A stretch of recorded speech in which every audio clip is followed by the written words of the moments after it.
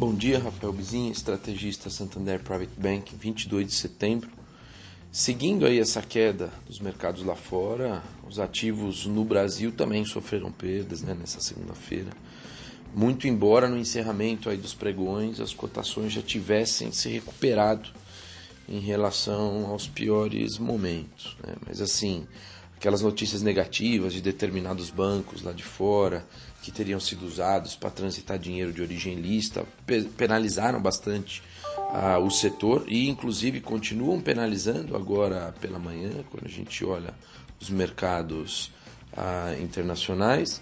E de resto, o aumento de casos de contaminação pela Covid em alguns países, aí, regiões, com certos governos anunciando de novo essas medidas de restrição à circulação das pessoas, acabou levando os investidores a reviverem aqueles medos de meses atrás, mas tem que contextualizar o fato de que essas decisões dessas autoridades, como está acontecendo agora no Reino Unido, elas estão acontecendo de forma específica, estão restringindo o deslocamento da população em lugares específicos, não tem um lockdown de novo, Isso parece que está muito distante de acontecer, até porque as mortes continuam muito melhor controladas e o sistema de saúde não está nem perto de um colapso.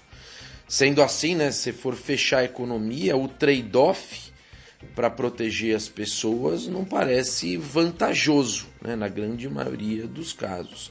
Tem que lembrar que você bloquear de novo as atividades econômicas também gera diversos efeitos perversos diretos e indiretos sobre a saúde da população. Então, se o sistema aí consegue absorver esses contaminados, dar o tratamento, curá-los efetivamente, minimizar mortes, não tem por que causar um impacto tão severo na economia diante de eventual lockdown. Então, assim, a gente não acredita em nova paralisação.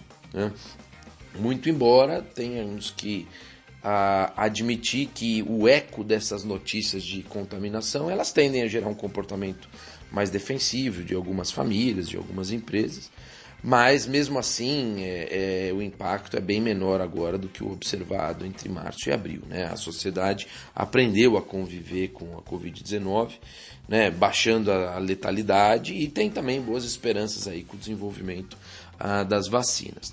Então, assim, a gente acredita que as quedas das bolsas globais devam cessar em breve, como a gente já falou aqui nos outros dias.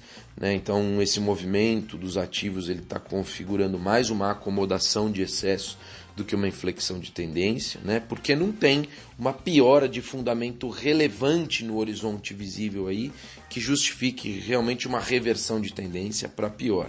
Os dados econômicos, eles até perdem aceleração, mas eles estão num ritmo bom lá fora, não tem perspectiva de aperto de política monetária, as condições financeiras de uma forma geral, elas estão favoráveis, com os mercados de dívida, mercado de crédito se mantendo aberto aí para as empresas. Os governos, inclusive, eles estão sempre apostos hoje em dia para dar mais impulso de demanda, mais estímulo fiscal, inclusive oferecer garantias para o mercado de crédito, para ele não parar de fluir. Na margem é óbvio que tem questionamento quanto ao quarto pacote fiscal nos Estados Unidos, se o Banco Central americano, que inclusive hoje o presidente do Fed vai se pronunciar de novo, se eles não deveriam ser mais ostensivos na utilização de instrumentos de estímulos. Tem tudo isso, mas essas coisas só parecem críticas agora porque os ativos já se valorizaram bastante, incorporando um cenário promissor nos preços e, portanto, ficam mais suscetíveis a decepções. Mas acho que basta um ajuste nas cotações aí dos ativos para digerir melhor os acontecimentos e até uma pausa para avaliar com mais profundidade os riscos.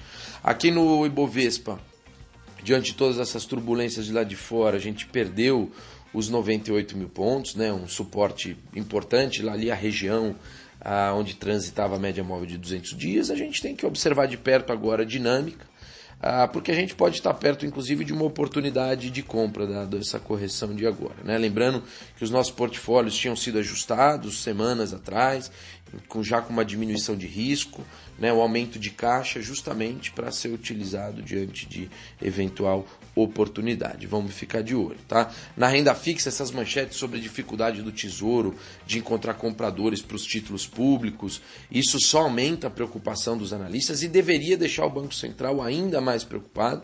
Né, a autoridade monetária, acho que ela precisa emitir uma mensagem mais conservadora, reconhecendo que não é razoável dizer agora que os juros básicos podem até diminuir mais, quando os financiadores do governo veem uma dívida indo para 100% do PIB. Eles vão ficar desconfortáveis com a remuneração deles diminuindo.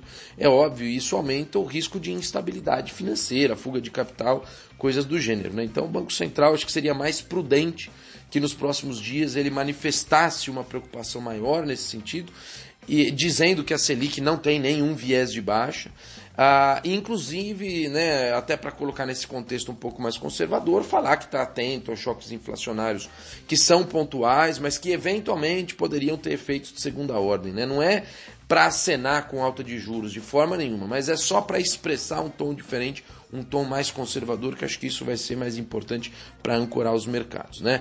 As taxas pré-fixadas nos níveis que elas estão hoje, elas já devem estar precificando alguma fissura no teto dos gastos, ou seja, acho que elas já embutem um prêmio para compensar o fato de o teto não ser rigorosamente respeitado. Né? Sendo assim, se o teto for de fato respeitado, então as taxas mais longas elas poderiam até ceder, né? Ou ficar transitando de forma lateral, né? O que significa uma mudança um pouco de assimetria de riscos. Mas, logicamente, né, se houver um desarranjo mais grave das contas públicas, então tem um ajuste ainda mais perverso nessas taxas para se concretizar.